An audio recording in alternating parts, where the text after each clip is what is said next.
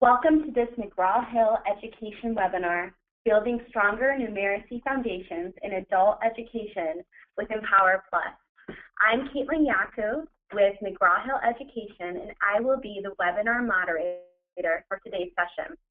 Before we get started, I'd like to go over a few quick housekeeping items.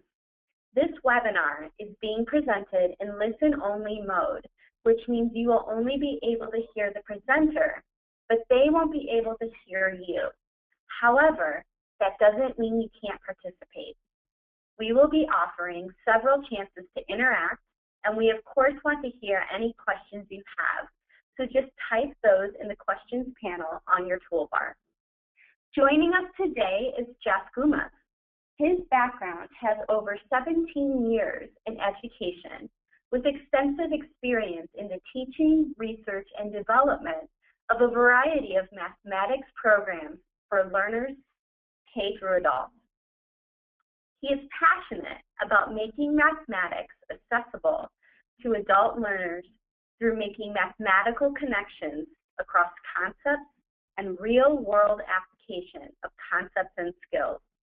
Jeff seeks to empower instructors to have the same passion and is thrilled and honored to be able to introduce the new Empower Plus series, a program he believes best meets the needs of teachers and learners in today's adult numeracy classroom. All right, thanks Caitlin for that introduction. Hello, my name is Jeff Gumas, and again, as Caitlin introduced there, today we're going to be looking at the new Empower Plus series. Many of you on the phone may be familiar with the existing Empower series, which has been around for nearly a decade, and we have now introduced a new series that is available starting now in the warehouse. And so today we're going to talk about a few things. This is sort of the order of things I want to talk through during today's webinar. As I often say at the start, do as I say, not as I do. When it comes to mathematics, we should dive deeply into concepts, but I'm going to be skimming over a number of concepts over the course of today's webinar so that I can show you everything that is possible in terms of the new Empower program, the existing Empower program, and how the Empower classroom works. The way we're going to do that is first have a quick introduction to Empower Math for those of you who are unfamiliar with the series, and talk about its inception. Again, it's nearly 10 years old within mathematics, adult ed mathematics classrooms throughout the country. Then we're going to sort of take a step back and look at why a program such as Empower is really important, especially in today's adult education and out-of-school youth classrooms. So we're going to look at the state of numeracy in the United States, and some of the stats, if you've been on any of the webinars with me previously over the course of the year, we've actually done 6, I think, up to this point. This is the 6th, and 3 of those have been related to numeracy, which I guess is pretty telling in terms of the state of the overall adult education in the U.S. So we're going to look at some of the trends going on in adult numeracy through statistics, and then look at sort of some of the current and future shifts that have both impacted the current state of numeracy in adult ed, but also what we can expect in the coming years with the adoption of things such as the college and career readiness standards and the upcoming new NRS educational fluency levels, functioning levels, sorry. Then we're going to take a look at looking at those standards and what those shifts are, take a look at what is the Empower Classroom and why is the Empower Classroom sort of what I believe to be the most powerful and effective curriculum for numeracy instruction with adult eds, connecting those standards to actually day-to-day practices through using the Empower and the Empower Plus series. And then we're just going to quickly look at next steps. For those of you who are familiar with Empower but might not have ever sort of dabbled with it, that may be because of some concerns in terms of how Empower can be actually used within your adult education classroom. We're going to address some of those questions and concerns and talk about some ways where you can connect with other practitioners and get yourself started with Empower and Empower Plus. What I want to sort of preface all of this with, and I have used this quote in the past, is really the heart of the issue. And this comes from a discussion board forum on the Links Numeracy forum, and the title of the thread was "Have We Reached a Numeracy Crisis in the United States?" And it was in response to the PIAAC study, which we're going to look at in a second. And the heart of the issue, as articulated by an adult educator, was this, in terms of her students. They know some of the steps to solve a problem, but then get confused. It reveals that they, at some point, learned a procedure or a formula, but don't really understand how the numbers relate to each other and why that formula or procedure works. And that's the heart of the issue for a number of reasons. We've been able to sort of get away with teaching to the test in adult education because the standards of the bar that we've set for our students has been low or has been at a basic skills sort of setting. That is changing, as we all know, and we need to begin the journey of helping our students actually understand these procedures and understand how and why they work. And we're going to look at that during this session. So, introduction to Empower Mathematics. This is the Empower Math series as you may know it, as you may have seen it, either at, say, a conference or in looking at McGraw-Hill catalogs or whatever other way you're familiar with the program. It's a series of 8 titles, and it was developed and piloted over the course of 4 years, from 2000 to 2004, by experts in adult numeracy and education. And it was truly designed looking at the reform math movement that was happening through the National Council of Teachers of Mathematics Standards and Practices, and it was developed as part of the National Science Foundation grant. And it was designed for students who return for a second chance at education, specifically those enrolling in adult basic education, those enrolling in high school equivalency programs, and even developmental math programs as well. The focus of the program, the original program, is on competency in mathematical problem solving and communication. So it really, from the start, has been a series that doesn't look at that sort of drill and kill model of instruction where we're simply providing practice, but it focuses on having students always solving problems and always communicating how they're solving problems to help uncover some of the mathematical concepts and reasoning that's going on in solving those problems. The way it does that is it focuses on true adult learning theory, or andragogy, and it asks learners to work collaboratively with one another on open-ended investigations. So rather than having one solution to a problem that might even simply just be walked through by the instructor, it actually asks students to tackle the task and work together and collaboratively to come up with their own sets of reasoning and steps to solving problems that oftentimes are open-ended and have more than one answer. As they do this, they're sharing and communicating the strategies that they're using orally and in writing with one another. Empower does have a very heavy emphasis, and it encourages the use of math journals along the way. It also asks students both independently and with one another to justify their answers in multiple ways. This looks at things such as justifying how I came to a solution, or even justifying and looking at someone else's reasoning and justifying whether that is a correct solution and why. So it's actually, since the beginning, been promoting some of the mathematical practices that we now see as part of the college and career readiness standards for adult education.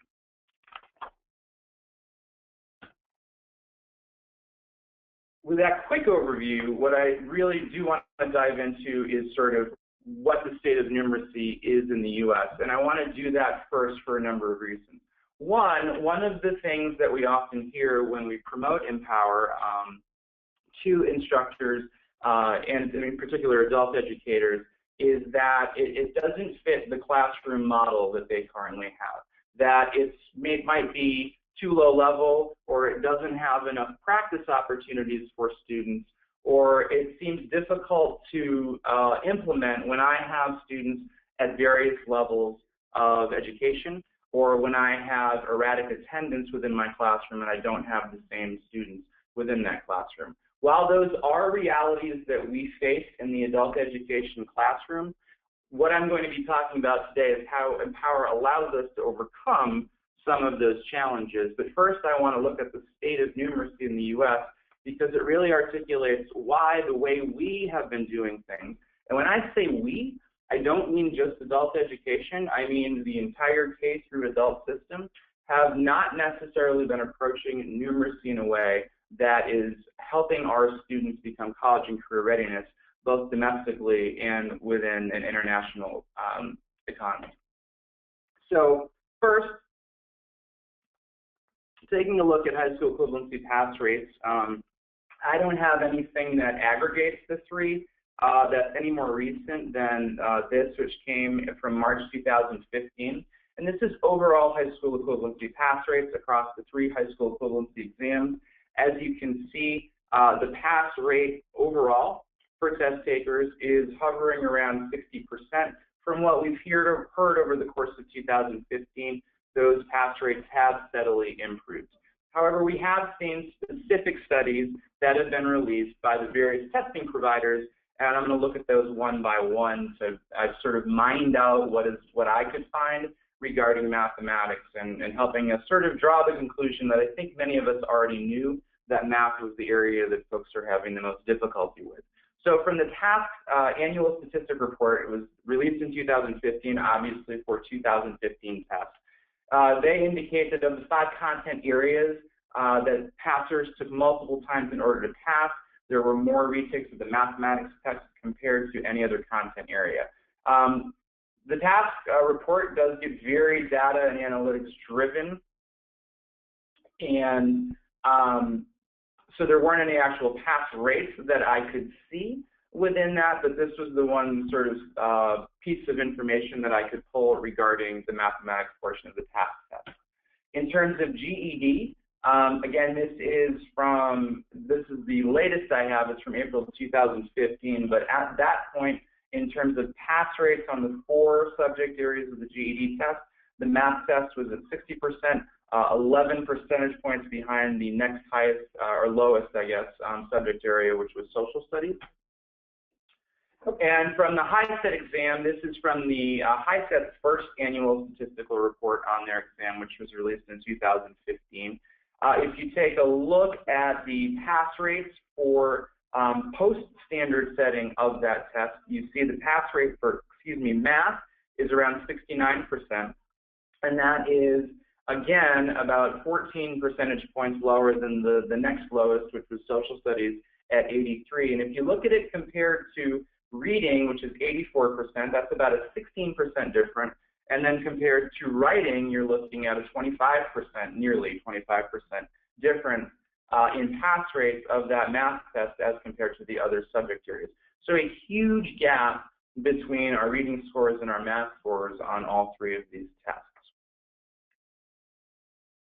Those obviously are looking specifically at adult education in terms of the students that we are serving, which are low-skilled adults and adults that have not actually achieved their high school equivalency. But I do want to look at sort of the overall landscape for U.S. Workers and adults as revealed by the PIAAC study, which is the Program for the International Assessment of Adult Competencies. Now, this is a test that tests learners of age populations from age 16 to 65 across 24 developed countries from OECD, which is the Organization for Economic Cooperation and Development. It tests adults in literacy, numeracy, and a subject called problem-solving in technology-rich environments.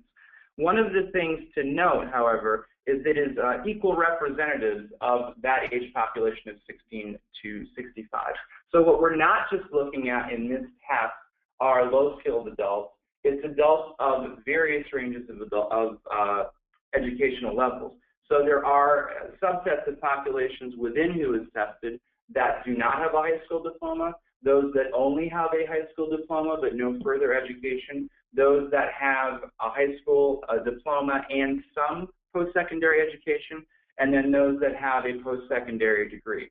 So it's not just looking at the adults necessarily that we as adult educators are dealing with, but the entire adult population. And these are the results.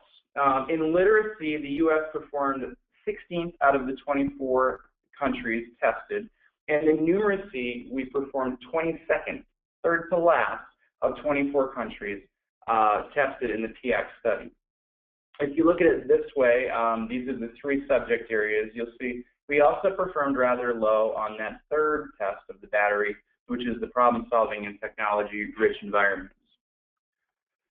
In terms of our less than basic levels as defined and identified by PIAAC, roughly 36 million adults had less than basic levels in literacy. And that 36 million is the number that we are starting to hear repeatedly from Octave and from other sources in terms of where the need lies within adult education. But it's far higher when you look at the numeracy statistics. It's almost double.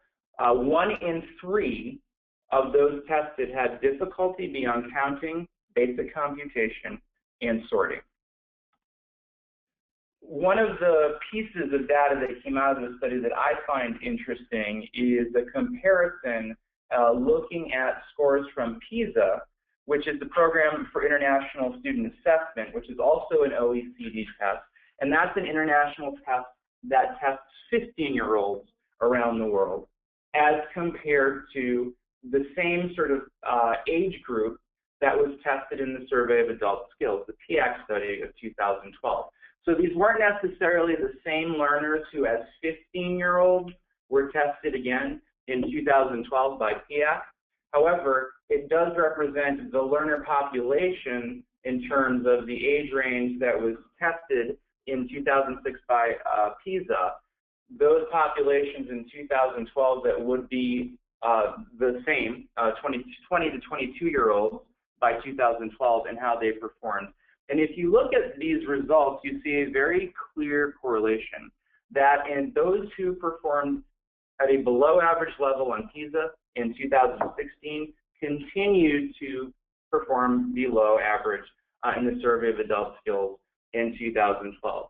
And if you look on the high end of the scale, those that performed above average in PISA in 2016, again, their 15-year-old population in 2006, their 20 to 22-year-old population in 2012 also scored above levels. So despite some of the reform movements that we've seen in education over the past decade, we're not seeing improvements in our scores.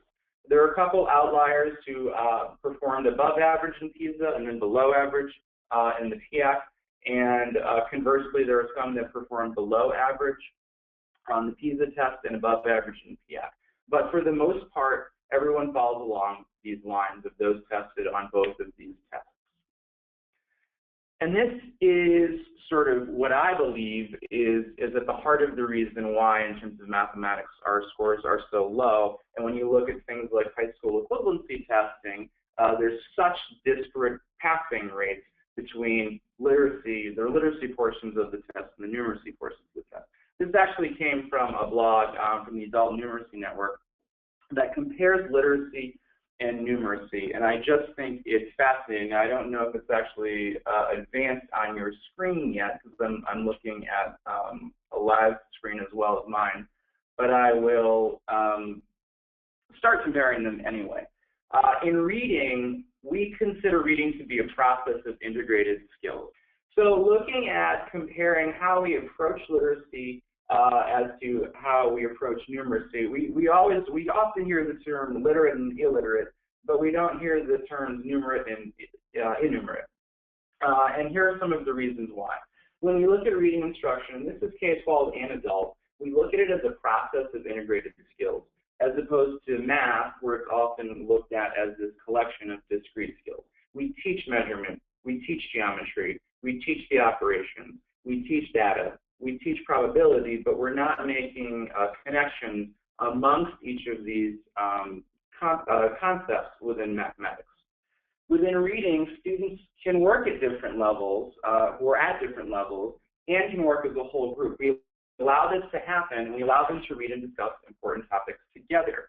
In math, we're afraid of those different levels, and we don't allow students who are at different levels to work together. We often have them work independently because of the fact that they're at different levels. In reading, in terms of how we actually push students into actually applying the skills that they're using, we're very comfortable letting students learn alphabetics and vocabulary and then immediately applying those learnings in reading text appropriate to their level.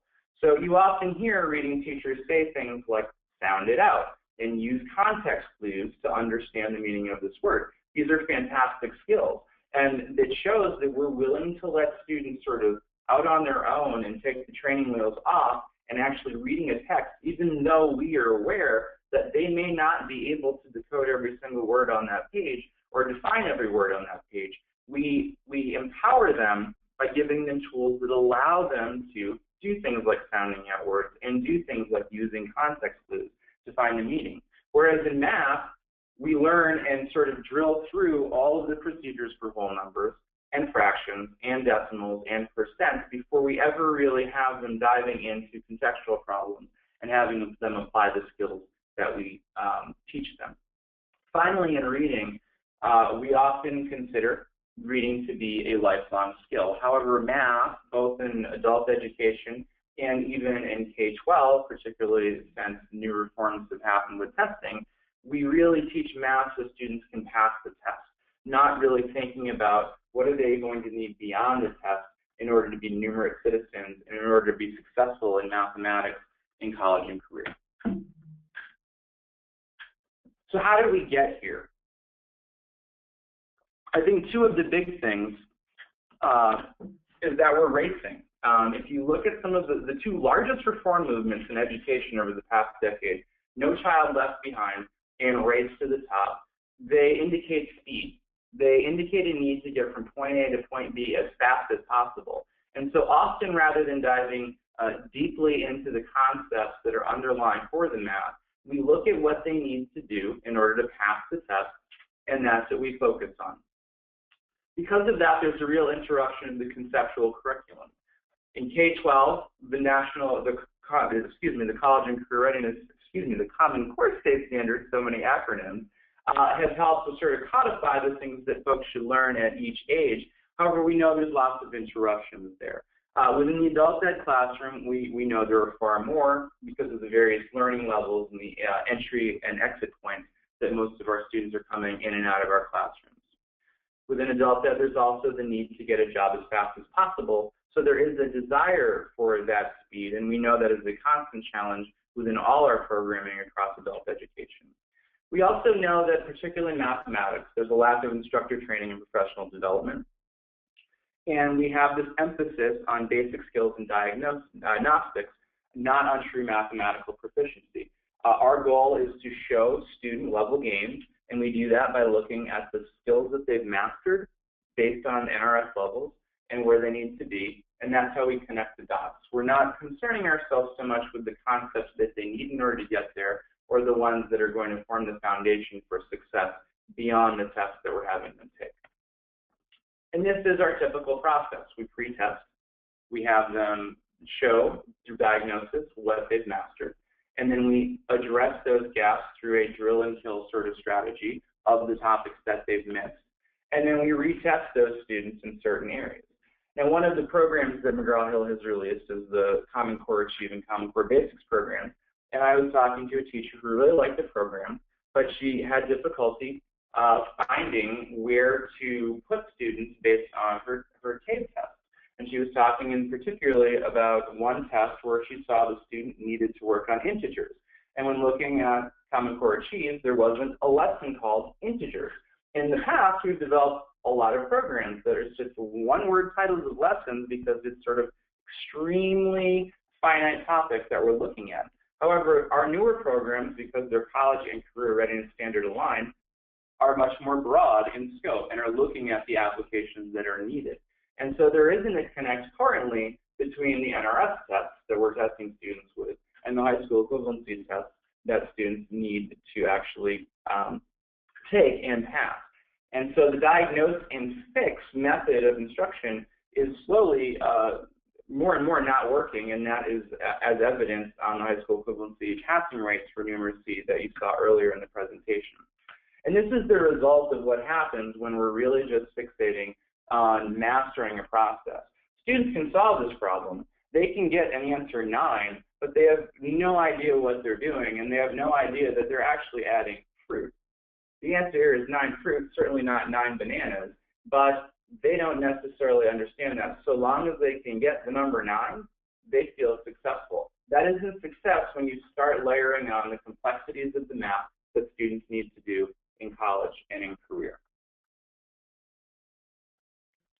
So what are the shifts that have caused these lower pass rates in high school equivalency, and what are the ones that we can anticipate in the coming years? Well, we all know that the college and career readiness standards for adult education are here.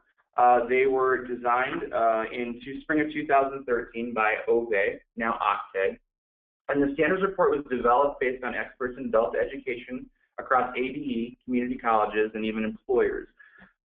We know these are aligned to the college and career, the Common Core state standards, as they are relevant to adult education learners.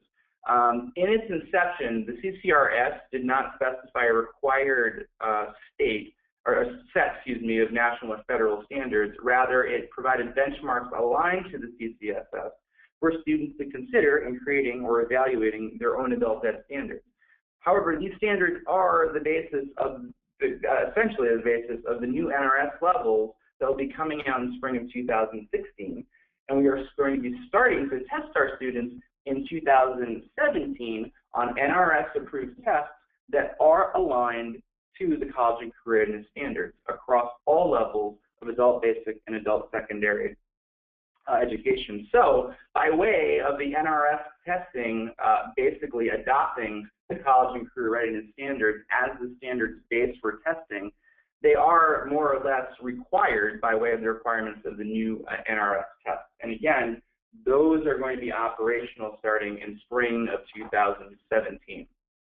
So if we look at what those levels are, as they apply both to English language arts and to numeracy, in the Common Core, there are grade-specific standards for grades K through 12.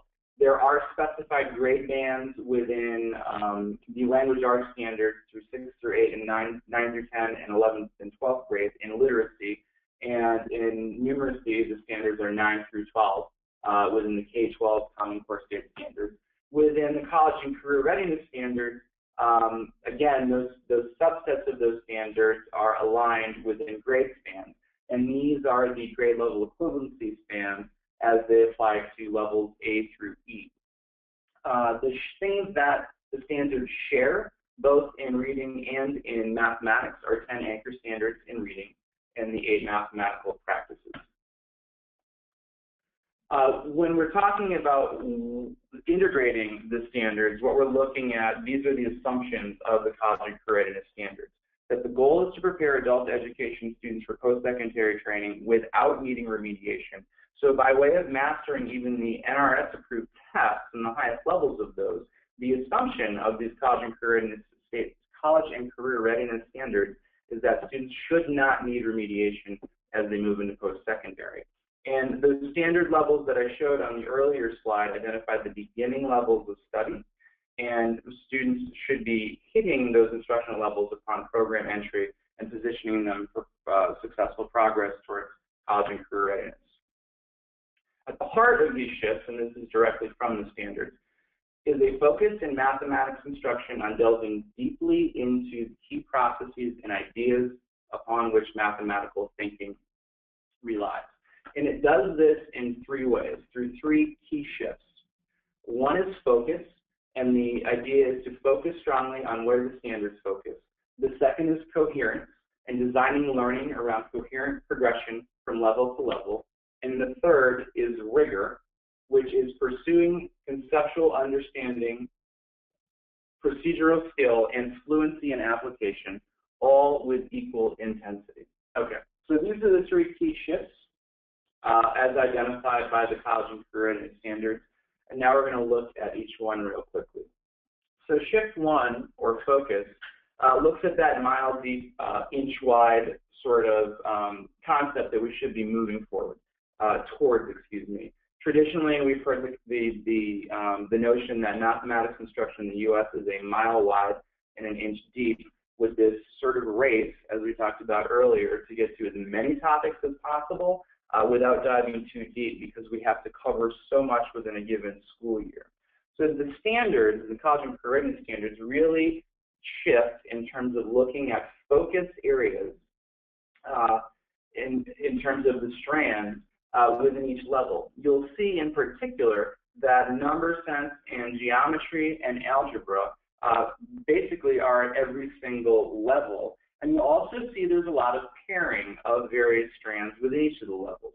Measurement and geometry, algebra and geometry, and when you get into level E, you're looking at no individual strand in isolation, but you're looking at them together.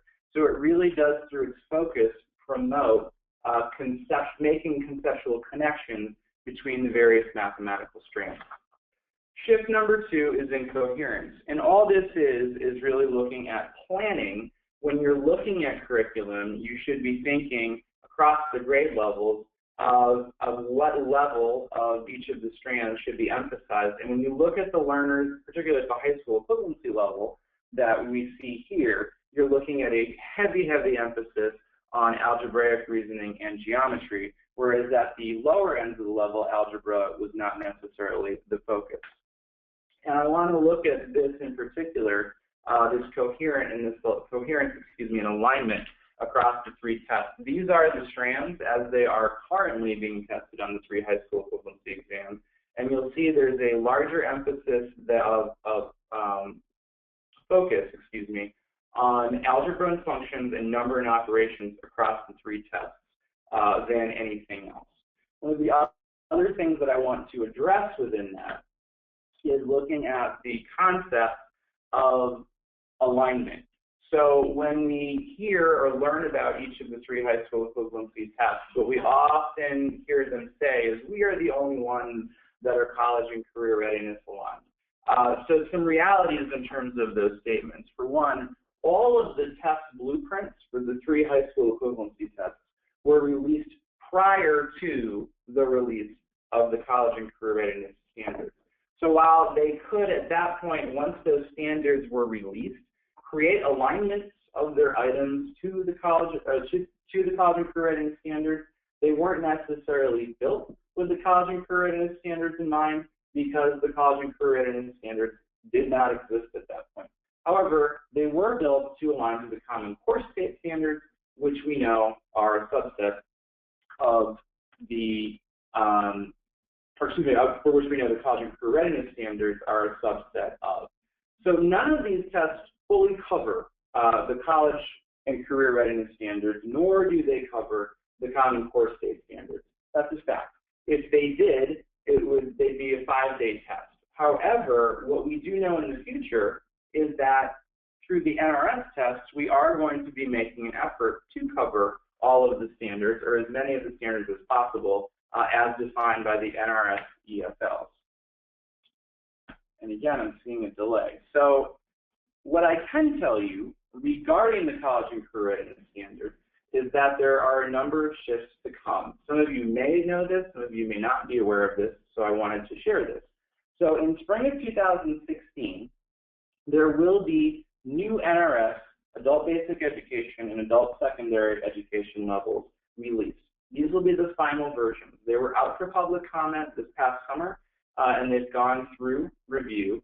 And of the comments that were given, the biggest concern was that the levels did not go low enough. However, they are college and career readiness standard aligned. The new NRS tests that will be used to show ESL gains will be aligned, obviously, to these new NRS levels. And those tests, the ones that are actually submitting, which I don't know, the 4 that are shown here, CAVE, CASAS, GAIN, and math. I know that CAVE and CASAS will be submitting in October of 2016 for what is a hopeful approval come spring of 2017.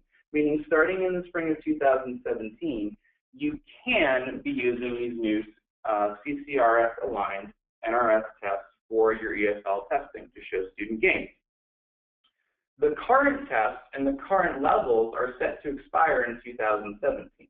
Now, I don't know if that means they're going to expire in December of 2017, or if they're going to be given a grace period that extends to the end of the program year in June of 2018.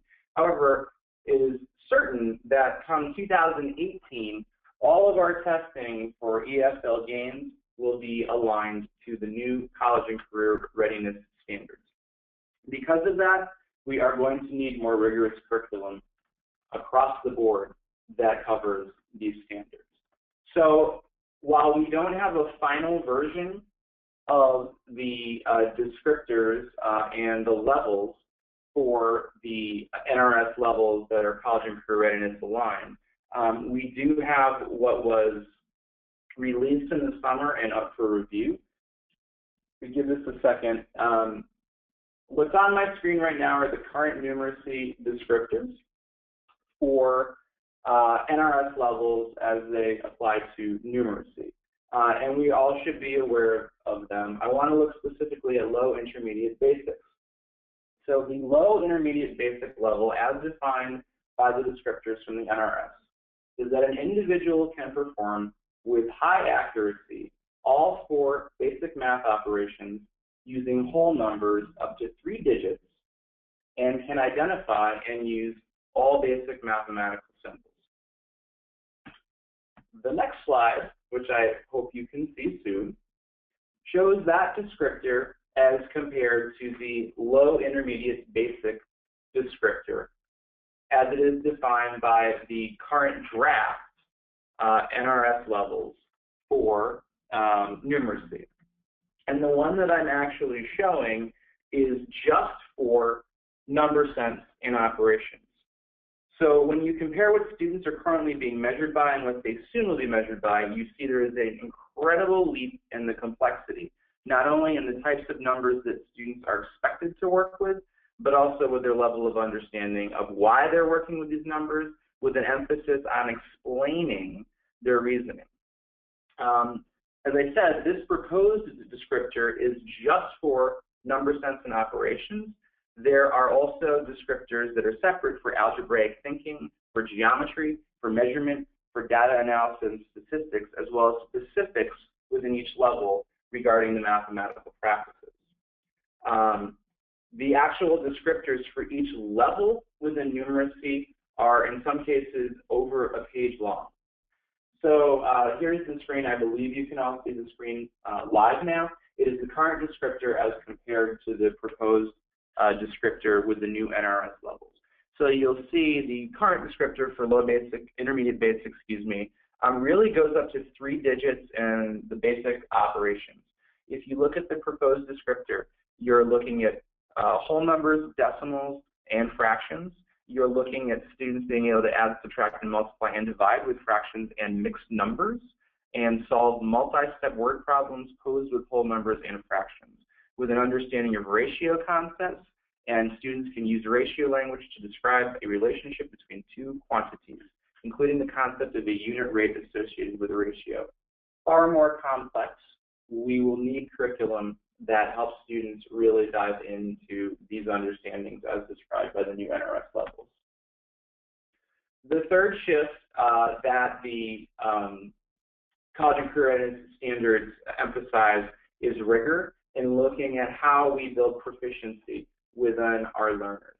And so there are sort of 5 levels of proficiency that sort of define numeracy: adaptive reasoning, strategic competence, conceptual understanding, productive disposition, and procedural fluency. We tend to really focus specifically on procedural fluency and helping our learners understand the steps that they take for applying a procedure, but we really often don't look at any of these others. I would dive into a little more detail on these, but we're falling behind because of the delays that we've had, so I'm going to move on. How the standards address that rigor, though, are through the 8 mathematical practices. And as we looked at earlier, these practices are shared among the college and career readiness standards as well as the Common Core state standards. So these really are layered onto the standards across all of the grade levels, and looking at having students really think abstractly, make mathematical connections, model, and make sense of what they are doing with the math that they are completing. This is, again, the low intermediate basic education functioning level definition by the proposed NRS standards. So as I mentioned earlier, it's a page long. And if we look at the top of it, the very first thing that is on there are the mathematical practices. So if you take a second to look at what students are expected to do as they layer on top of the standards that they're expected to know at this level. To decipher multi-step problems presented in a context and reason about and apply the correct units and the proper degree of the precision of the results. They can visualize a situation using diagrams or sketches, see multiple strategies for solving a problem, explain their processes and results, and recognize errors in the work and reasoning of others. So not just looking at how they're doing their work, they're also analyzing how others are doing their work. They can express themselves using mathematical terms and notation appropriate for the level and can strategically select and use tools to aid in their work, such as paper, pencil, measuring devices, and or technology. They are able to see patterns and structure in sets of numbers and geometric shapes and use those insights to work more efficiently. It's a mouthful, but these are the types of skills that are defined by the standards and that are necessary for true understanding of the mathematics. So that is the world to come for us in terms of teaching mathematics as we can expect it to happen through the new NRS levels. And we've already sort of dived into this type of need as defined by the high school equivalency test. So what I want to look at now with the remaining time that we have is the Empower classroom and how the tools that are available within the Empower and the new Empower Plus series help you connect these standards and these mathematical practices to your everyday practice. So again, looking at those math practices, these math practices are embedded and have been embedded since the beginning in the Empower series, but even more so in the Empower Plus series. And what I want to look at is that diagram that I think you all were able to see earlier that I was walking through, but I want to look at the problems as they are listed here in terms of the math classroom and how Empower tackles those with the types of activities and the types of reasoning and instruction that is provided within the program.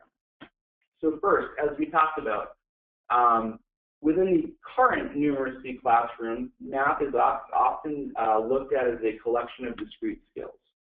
Within the Empower classroom, teachers emphasize making connections across mathematical concepts, and the activities lead learners to discover some of the rules for mathematics. So I want to take a look at the type of problem that is posed in an Empower book, and we'll look at some of the actual excerpts from the book that looks at a lesson similar to this. So this is a very simple problem. How many tiles are there? In particular, how many blue tiles are there? Now, you could look at this in a number of ways. Counting. If a learner can count, they can actually successfully solve this problem. If a learner knows how to add, they can solve this problem with their approach. If a learner knows how to multiply, they can solve this problem using their approach. And these might be some of the different ways in which they solve it. 8 plus 4, a learner may have counted the 8 blue tiles and counted the 4 tiles to get to the total. Someone might also look at this as 4 plus 2 and 4 plus 2, where they're looking at the rows, and they see 4 blue tiles and 2 yellow tiles, and so they make the connection that I can add 4 plus 2 and 4 plus 2. Another learner may look at this differently, as 2 times 4 as it relates to the blue tiles in an array, and 2 times 2 as it relates to the yellow tiles, also an array. As we look at these 3 ways of solving this problem, we can start making a lot of connections. We can start looking at mathematical properties such as the commutative property, such as the associative property, and even the distributive property if we then take some of these examples and look at equivalence. So this learner that says 2 times 4 plus 2 times 2, could you also express this as 2 times 4 plus 2? And how do those connect? How are those equivalent expressions? When we think about just in this brief problem, the types of things that learners are doing, they are counting, they're looking at things such as number composition and decomposition and basic operations. You're getting at concepts such as order of operations and the concept of equality. You're also diving into concepts such as area, and you could, as you extend, look at concepts that relate to basic algebra. All of these are connected.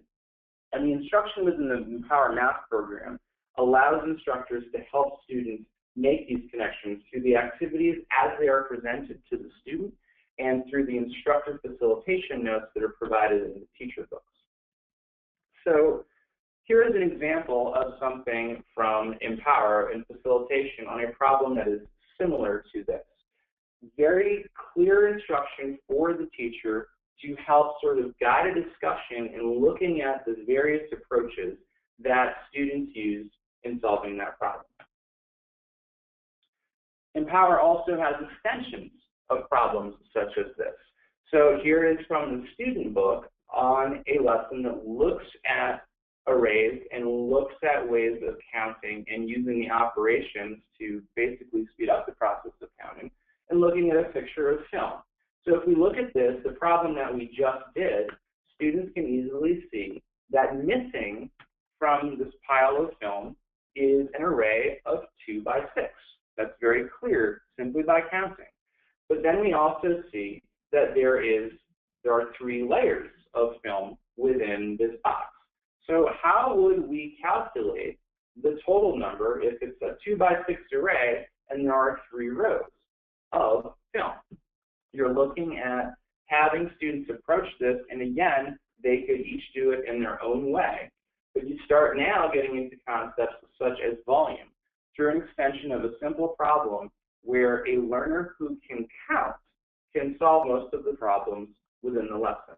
So what that looks at is looking at these students that can approach problems at different levels, but still find success and can be seeing one another's reasoning and helping one another along the way.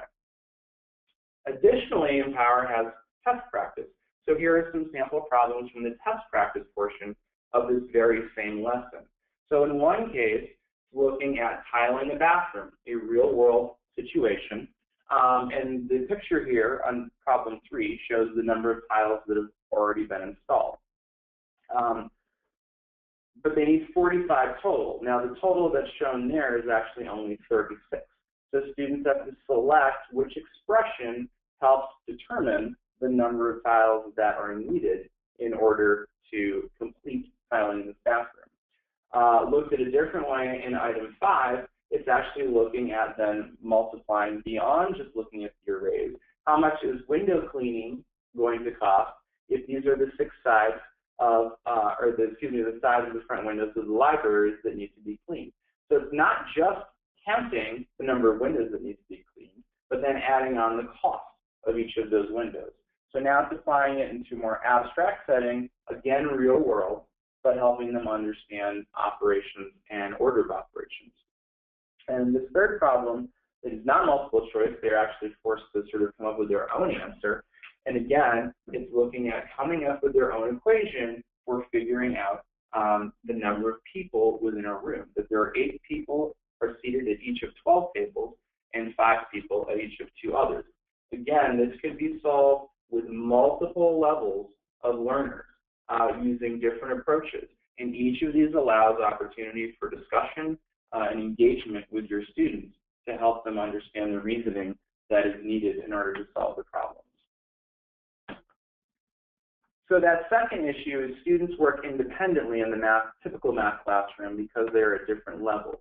And I did just focus a lot on that with the example that I gave. But the Empower Classroom emphasizes a collaborative learning environment, allowing for learners to learn from other students through mathematical discourse, helping them internalize a deeper understanding of the mathematics.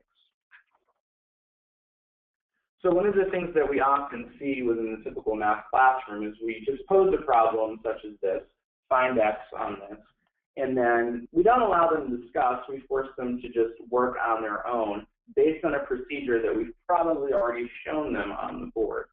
And if they struggle too much, And in the real world, discussion is called collaboration. But in a classroom, we often look at discussion as cheating, which is it's very discouraging to students because it's not actually the way in which any of us operate in the real world. And then what we know students do is if they can't figure out the answer, they know where the answer is. It's in the back of the book, and that's where they can find X. However, when we look at having students work within a classroom and collaborate, we allow for mathematical discourse, and it allows them to come up with their own approaches and be more confident in the approaches that they are taking as they go to solve these problems. So here is an Empower lesson, and this is very early on in everyday number sense from Empower Plus, and it's just looking at the meaning of subtraction. So this activity asks students, how do you see it? 40 minus 27 is the problem. And what does it ask them to do? It doesn't just ask them to solve the problem. It actually doesn't even ask them to solve the problem. Again, you're looking at a problem that someone who can just simply do two-digit subtraction. And within the Empower classroom, there's a very early on encouragement of using a calculator for computation so that we can focus on the concepts. 40 minus 27. We're not actually asking for an answer. We're actually asking students to tell how they see it. How would you show this subtraction problem visually, such as with a picture or a diagram? How would you connect that to a real-world situation? So what is a situation where you might subtract 27 from 40? And then using the same numbers, think of another real-world situation to show another way to think about subtraction. And what this leads students to is looking at the various ways in which one can subtract. And so here's a teacher facilitation note that goes with this lesson. And then here's how the teacher takes this after working with students and having them show their various problems and the various problems that they designed for 40 minus 27. Now, it may be that the students within the classroom actually came up with each of these interpretations of subtraction on their own. However, within the teacher notes, and this gets at the concern that teachers might not have the math background that's needed in order to teach this way, within the teacher facilitation, it walks through how to lead students through examples of the various reasons why one would subtract. So the takeaway interpretation is 40 minus 27. Here's a problem that might use it with the takeaway method. I have 40 CDs in my collection, then gave 27 to my friends. How many do I have now? So this is looking at 40 and taking 27 away to get to the answer of 13 CDs remaining. There's also the comparison interpretation. So again, this is provided within the facilitation of the teacher book. I have 40 CDs, and my sister has 27. How many more do I have than she does? So we're not taking anything away from either person. We're actually using subtraction to compare amounts. And then the third interpretation for subtraction is the missing parts interpretation. So this week, I want to work a full 40 hours. I know that I still have 27 hours to go. How many hours have I already worked? And you'll see there's a visual model that's provided for the instructor in terms of how to approach this problem. This visual model is super important for thinking of algebraic concepts and the reason why we subtract. So if you look, there is a missing number here. 40 is the total of the sum of 27 and an unknown amount, the number of hours that I've already worked. And how do we get to that unknown amount? We subtract the number of hours that I've already, that I know I still have to go to get to the amount of hours that I've already worked. But we're doing this and getting at algebraic concepts with a simple subtraction problem that we didn't even really bother having students answer. We wanted them to actually model this subtraction problem, which is one of the mathematical practices that's emphasized in the college and career readiness standards. The third thing is that we ask students to learn all procedures for whole numbers, then fractions, then decimals, and then percents before applying the learning to contextual problems. And again, within the Empower classroom, we don't worry about making sure they know everything before we take those training wheels off.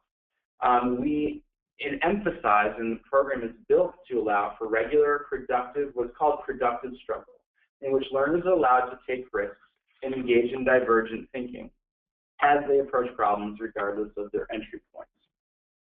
Sorry about that, I thought I'd shut up. Oh, look. Productive struggle really just looks at the idea that math should be puzzling to students. And we seem to be really unwilling, we seem to be very willing to let our students, as I said earlier, struggle with texts, but not with math. We give them clues such as use context clues or use signal words to understand what they are reading. And how many times do we hear reading instructors asking their students and telling their students to use these tools in their toolbox to understand what they're reading? We're willing to let them take these risks, and they are risks, when it comes to approaching a text, but not with math. So how do we help learners understand the tools they already have in their toolbox? And this comes with strategic competence. The TIM study, which is the Third International Mathematics and Science Study from the early 2000s, was a study of high-performing mathematics countries. And two of the elements that came out of these high-performing classrooms in terms of the method that they use were an emphasis on mathematical connections that were made by the teacher through the instruction they facilitated. But the second most common element was that students were allowed to struggle. And when you think about the importance of that struggle, regardless of your level, think of the learners that we have now taking these high school equivalency tests. I've had a number of cases where I've just been getting feedback from instructors on how the test's going, where students have walked into a testing center, they've opened their math booklet, and because the way the problem is presented on the test is done in a way they've never seen it before, they've literally closed the math booklet and walked out, because we haven't trained them to not immediately shut down looking at a problem that might be unfamiliar with them.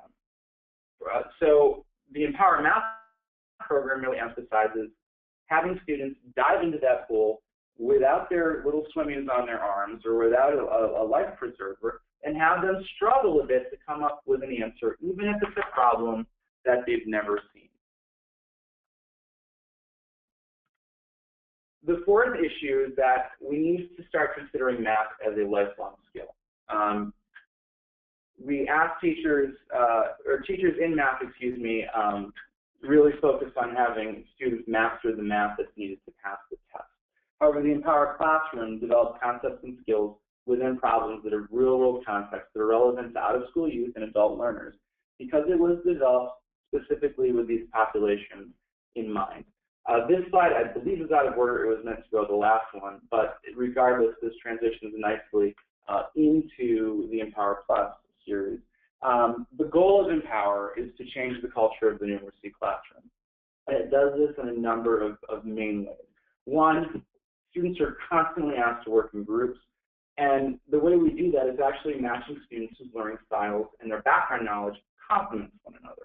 Doesn't mean grouping students that are at the same level all the time. When we bring in students at different levels and ones that complement each other, those students can, from both sides, unearth some of the mathematical concepts that they might not either have gotten. I can guarantee you that if you took your highest level student and asked them to answer the question, why do you subtract?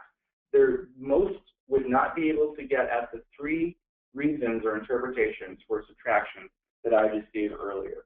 That is learning.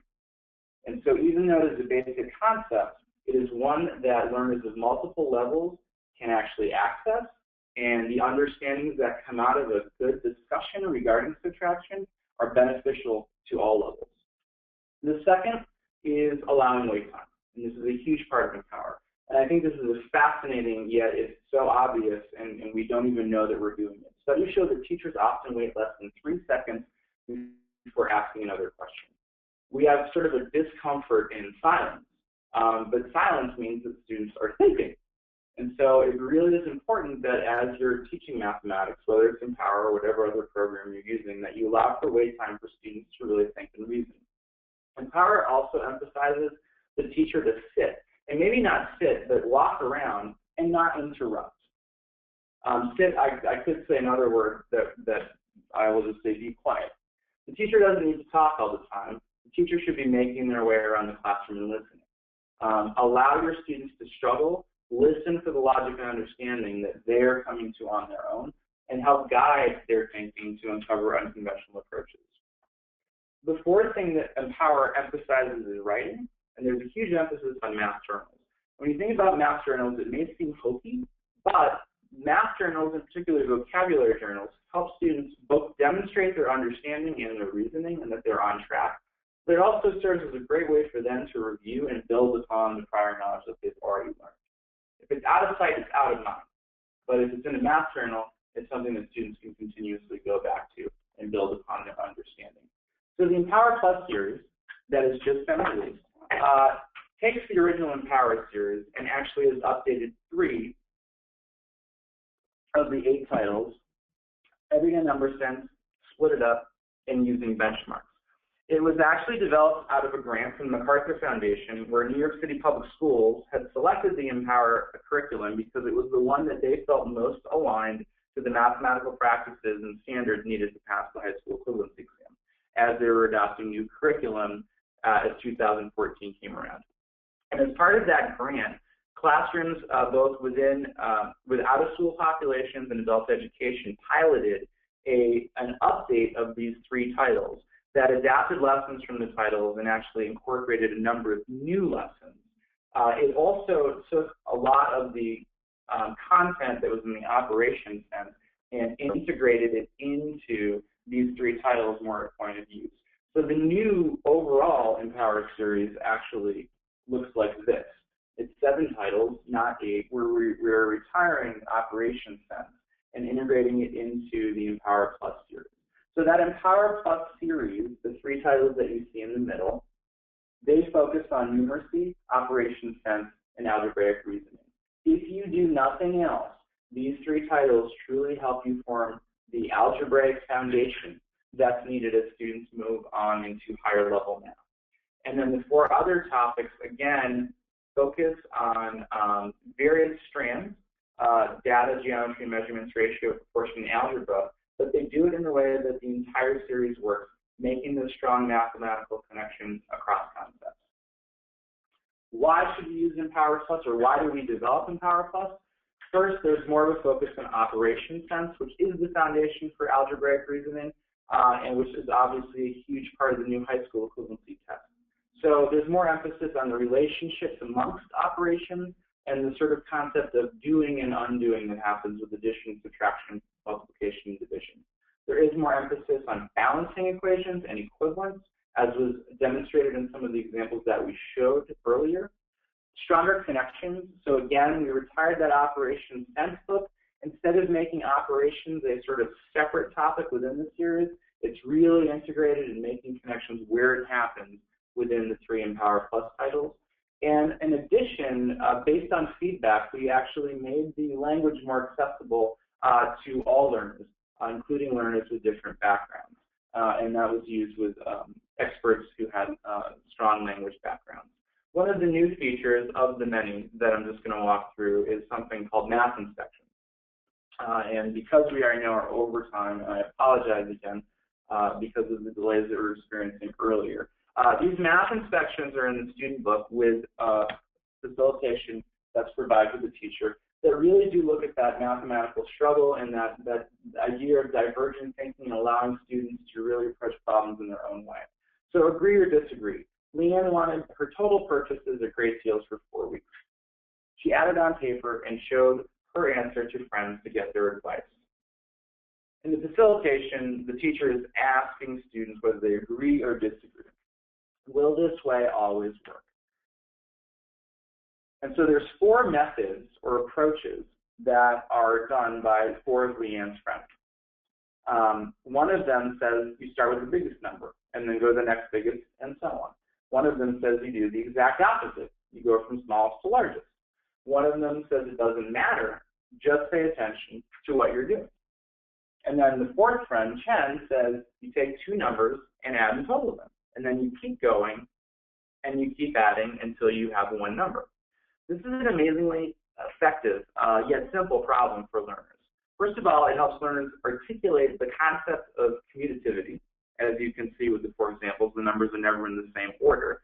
Order doesn't matter. The sum will be the same. But if you look at Chen's approach in particular, you're going to see something even more. First off, you have the ability to represent this in a different way. You could show it as an expression in horizontal format, grouping the 76 and the 25, and then the 109 and 18, and that lends itself to a discussion of the associative property. And it also illustrates something else. If you think of Chen, suppose he was a lower level learner and approached it this way because he might have lacked the ability to add a list of numbers. If you look at someone at the lower levels of the GLEs, they don't know, or they have not learned at this point, how to add more than two numbers stacked together. But despite this inability, he still has the ability to arrive at the correct answer using this approach. And this is the type of activity that happens all the time in an Empower and Empower Plus classroom. It's well-crafted facilitation discussion points that are outlined in the teacher edition. And because of this, instructors know how to draw out very powerful conceptual connections that can be made. And these can only be made when students are allowed to struggle and when problems are presented in a way that allows for learners of multiple levels to succeed. Here's another example from the book looking at arrays. And this goes back to the example that we walked through earlier. It's looking at two different ways that someone approaches, sorry, I didn't mean to jump ahead there, the way they would represent this in this same array. And it asks them to explain in words what they see happening. So this looks at mathematical language and having students actually use words to describe things such as multiplication, such as splitting, such as associative property. And these math inspections are distributed throughout the new Empower Plus series as a way for your students to dive even deeper into concepts. So what are the next steps? I'm really going to fly through this because I know we are way over. Yeah, and I'm so sorry.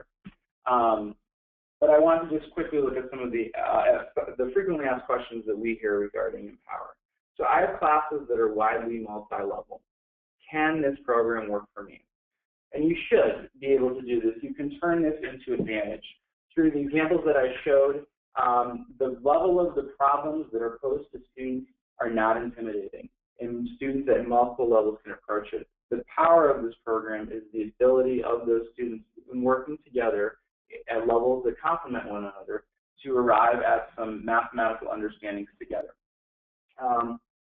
It really is sort of getting a deeper understanding of the math by slowing down. Each of the lessons also has, within the teacher books, what's called a make the lesson easier and a make the lesson harder section. And those help the teacher actually differentiate instruction if they need to for the various levels of learners within their classroom. To promote another program from Empower, one of the things that I am most excited about with our recent acquisition of ALEX is the idea that you can use Empower in your classroom or your whole class instruction, regardless of how limited that time is. Use your time together to be focusing on getting at those mathematical concepts, and use your technology tools that you may have available through programs that are adaptive like ALEX or not, to have learners working independently on the topics that they need to. ALEX is an adaptive program that McGraw-Hill Education sells, and it is designed to completely meet learners of every single level where they need to be met. What you're looking at is actually a mastery pie chart for a particular student, and it shows the number of topics that that student has mastered within each of these subjects. They can click on any piece of the pie and dive into instruction that is deemed by the system as a topic that they are ready to tackle on any given day based on the mastery that they've shown at previous levels. The nice thing about ALEX is just because they mastered, quote unquote, a concept today, it does not assume that tomorrow they've necessarily retained that mastery. So it's constantly sort of cycling in problems and instruction to make sure that students truly master each of the topics across the various strands. We also will be developing a new series that is coming out in January. It's the College and Career Readiness Practice Workbooks, and this is a series of 6 workbooks. These are consumables, So they're all 32 or 40-page workbooks that are strand-based, but they're at the middle school or GLE 6 through 9 level primarily. They are designed based on the college and career readiness standards. We are providing alignments to each of the high school equivalency tests, as well as our Achievement Basics programs and the Empower program. So if you're looking for additional practice beyond just the conceptual basis that you're covering within an Empower lesson, these will be available to you starting early next year. Another FAQ is how do I respond to comments from students, such as how do we go back the old way. Taking on Empower is a huge shift in the classroom and in your way of teaching. So one of the things you can always do is start small, Again, the Empower Plus series is a subset of the full series, and maybe that's what you start with, just 3 books instead of the full 7-book series. And within that, you can focus on specific lessons that you can help your students celebrate success and sort of dip your toes into the water and slowly gain your confidence as an instructor as you're using this program. But as the students start seeing how they each can be successful in their own way through this method, I guarantee from every person that I've ever heard that uses this series, they love it. Again, that concept of slowing down and using tools such as make the lesson easier, make the lesson harder. In terms of my own math background not being strong enough, how will I be able to teach this curriculum? Again, through the examples I showed, there are a ton of facilitator notes for you that really help you lead students through each of the problems and lead your students through the types of thinking that they should be doing in order to arrive at the mathematical concepts and connections they should be making. Within every single lesson, there's a lesson commentary, which is actually quotes from teachers who have taught this lesson before. And it helps give tips and tricks for how, or things that they discovered as they were teaching the lesson. There's math background notes that help the teacher know the math that's going on, the connections that are being made and why. And there's also lesson and action sections that actually show examples of student work throughout the lesson to help you understand the types of things that students are going to be doing. We will also be developing a professional learning environment that is not ready yet, but we're working with a number of Empower teachers to help design, current Empower teachers, that will include courses for you to get started with the program, guides for you for each of the titles to help you understand how to teach and pacing for the program, as well as a professional learning community and discussion board that allows teachers of Empower to connect so that you can ask questions within the Empower community and get feedback and support as you're learning this curriculum for the first time, or even for folks who are master practitioners of Empower and have been using it for years. Additional support, and this will be on the slide deck that is sent out after the presentation, and again, I apologize for the delays, but there's 2 organizations that I encourage for you to look into. The Adult Numeracy Network is an organization that basically provides professional development sessions, both in conjunction with NCTM and COAD, and you can get more information at this link. And then there's also the Adult Numeracy Initiative, which is a series of 3 two-day institutes. And you can find out information more about that through the link here, which leads to the LINKS Regional Professional Development site. So these are funded by OCTAE, and they are the 3 two-day institutes span the course of the school year, so that teachers can learn specific skills at an institute and then take those back and then come back to the follow-up institute to share what they've learned and then learn new techniques. When you contact, if this is of interest to you, your regional director, you can find out if ANI trainings have been done in states within your region in the past, and you can also find out if there might be ones that are coming up within your state. Finally, within the McGraw-Hill family, we do have 2 courses that focus on core standards and numeracy within our adult education PD series. Both of these courses, Teaching Core Standards in Adult Ed and Supporting Numeracy, were designed by AIR, the American Institutes for Research. And I'll just fly through here. The Teaching Core Standards actually looks at both reading and numeracy in terms of how to apply core standards in the adult education classroom. And then Supporting Numeracy dives specifically into numeracy topics and looks at numeracy assessment, facilitating numeracy communication and connections, looking at how to integrate strands as we look at mathematical proficiency, and then finally looking at some of the things that we talked about earlier with mathematical proficiency. And that is all. I will say I apologize again for all of the delays that we had with the series, and I apologize if I sounded a little off. It was definitely throwing me off. But hopefully the last hour, 15 minutes has helped you learn a bit more about the Empower series and the Empower Plus series. As I said earlier, there will be a follow-up email for all of you that attended that will include the slides from the session as well as a survey. Within that survey, please feel free to indicate if you'd like to learn more about the series.